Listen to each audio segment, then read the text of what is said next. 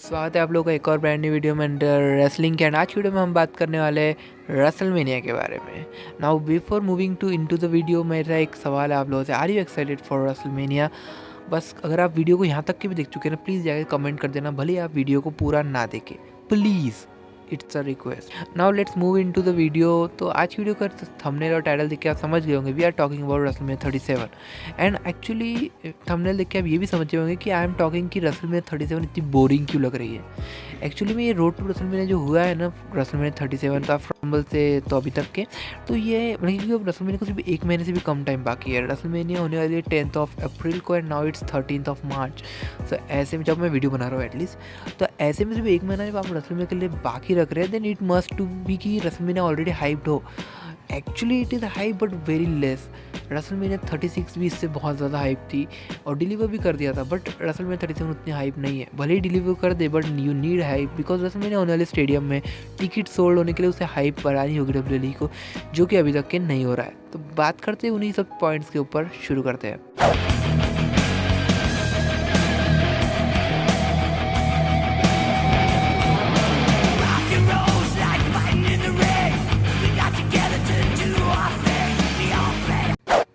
देखिए, first thing जो कि डब्ल्यूएलई ने एक्चुअली में काफ़ी ज़्यादा हमें एक्साइटेड थे जिस चीज़ के लिए लोग थे, एक्चुअली मैं नहीं था, मैं पर्सनली कहूँगा, that was Drew McIntyre versus Sheamus for WWE championship. But what happen कि एलिमिनेशन चैम्बर में क्योंकि ड्रू चैम्पियनशिप हार गए मीज को and now Bobby is a champion, तो इनकी राइवलरी तो कंटिन्यू है ड्रू एंड शेमस की, but it's not for title.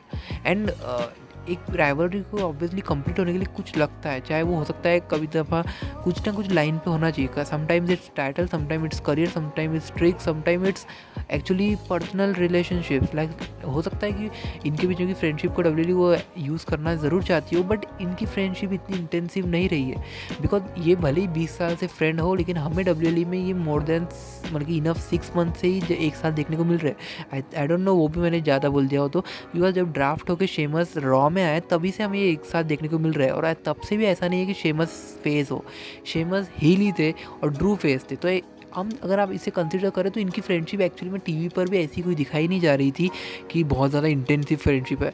भले ही जब शेमस और ड्रू के बैक स्टेज इंटरव्यू हो रहे थे, मतलब कि उनकी ब्रॉल से पहले, तो उसमें शेमस एज अ फेज ही प्रोमो कट कर रहे थे, but it was that intensive कि वो ऐसा लग जाए कि बिगी वर्सेस कोफी किंगस्टन की राइवलरी हो रही है। नहीं, बिगी और कोफी किंगस्टन अगर आज की तारीख में लड़ने को आए लोग इंटेंस, तो उसकी इंटेंसिटी काफ़ी ज़्यादा होगी, बिकॉज उन्होंने friendship more than 4-5 years screen पे दिखाई है। बट शेमस और इस ड्रू के बीच में ऐसा केस नहीं है।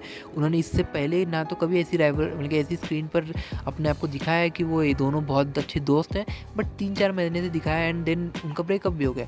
चलो टाइटल होती तो हम समझ भी पाते, बिकॉज रेसलमेनिया में विदाउट टाइटल अगर मैच दे रहे हो तो उसकी इंटेंसिटी बहुत हाई होनी चाहिए। आई डोंट नो कि अभी रेसलमेनिया में मैच होगी या नहीं, बट अगर होती है तो आई डोंट थिंक ये ज़्यादा कुछ वर्क करेगी, बिकॉज राइवलरी अब मेरे लिए मुझे इतनी खास नहीं लग रही। बात करते हैं नेक्स्ट थिंग की, that is SmackDown women's title. No, SmackDown women's title जो कि काफ़ी ज़्यादा एक्साइटेड थे हम लोग रॉयल रंबल तक के, बिकॉज हमें बियांका वर्सेस साशा पॉसिबली देखने को मिलने वाला था और जो कि देखने को मिल रहा है, but now it's not too intensive. Also intensity की बात करने वाली, because WrestleMania is all about intensity. Now Sasha Banks का कैरेक्टर में एक चेंज देखने को मिला है। पहले तो उनका जो लाफ आ रहा है ना अभी वो केओ शो में, जो उन्होंने मतलब जो हंस रही थी बीच बीच में अपने प्रोमोज के, दैट वॉज मुझे बिल्कुल पसंद नहीं आता, इतना वियर्ड लाफ कर रही थी वो। But Sasha Banks as a champion not working, literally not working. अगर मुझे आप पूछे तो not working. Now as a audience जब आप ओपिनियन देते हो तो it's actually very easy, because हम काउच पे बैठ के एक शो को देख रहे हैं and we are just judging, which is not a good thing. But as a audience ही मैं रिव्यू कर रहा हूँ। आई एम नॉट सेइंग कि मैं डब्ल्यूएलई को कोई राय दे रहा हूँ, बट एज अ ऑडियंस ही मैं वीडियोस बनाता हूँ।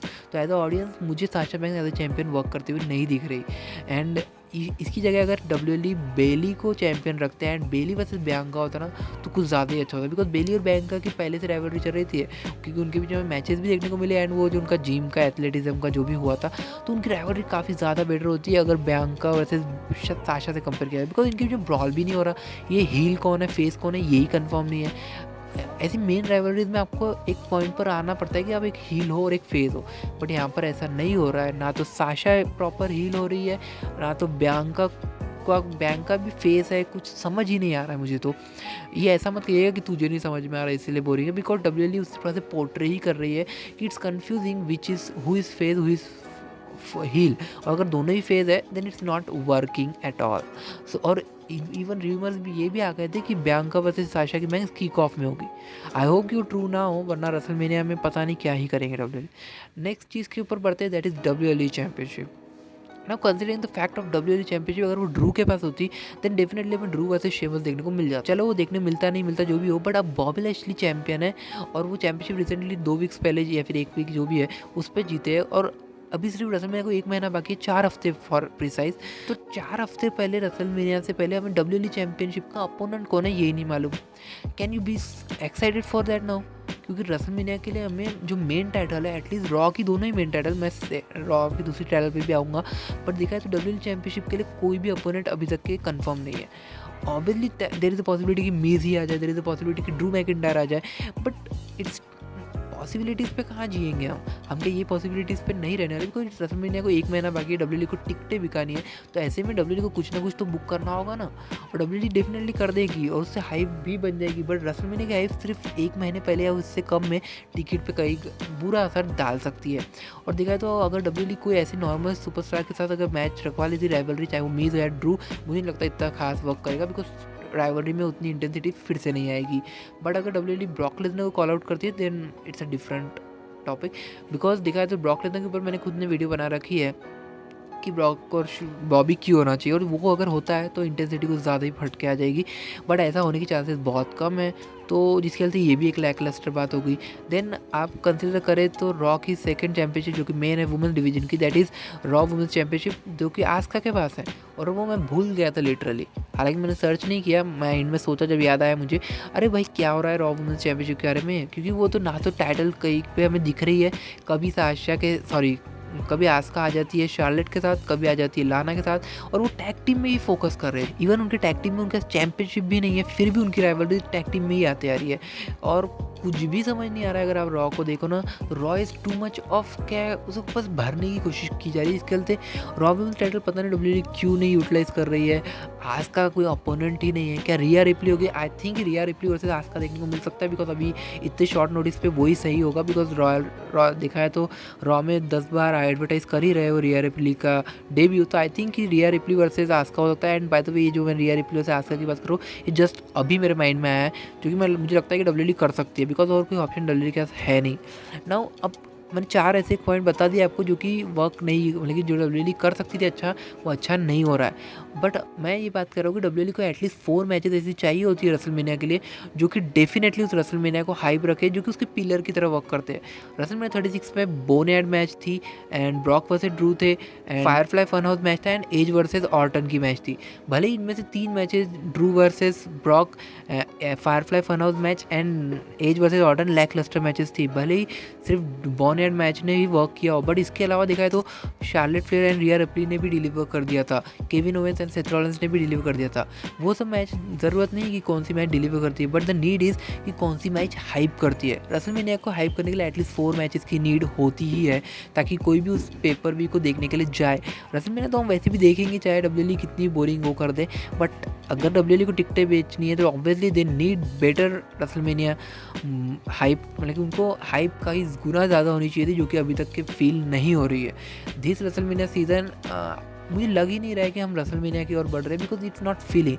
May be there is a possibility कि हमें ऑडियंस नहीं देखने मिल रही है इसीलिए हो रहा हो, बट अब डब्ल्यूडब्ल्यूई को कुछ ना कुछ करके अगली रॉ स्मैकडाउन जो भी आ रही है उनमें उन्हें हाइप बढ़ानी होगी। सिर्फ एक ही rivalry as versus Roman and Daniel, ये वर्क कर रेसलमेनिया तक के आपको नहीं देखने को मिल सकता, मतलब एक ही अगर ये मैच ले जाने वाली है WWE, then it would not work. WrestleMania work नहीं करेगी, भले ही वो डिलीवर कर दे, but WrestleMania is all about hype, WrestleMania is all about intensity. तो आपका क्या थॉट्स है रेसलमेनिया के पूरे ओवरऑल कार्ड के ऊपर? कमेंट लिख के अपने थॉट बताइएगा। अगर वीडियो पसंद आई हो तो लाइक शेयर चैनल सब्सक्राइब कर दीजिएगा। आज के वीडियो में guys, until next time guys from under wrestling I am repeating, are you excited for WrestleMania?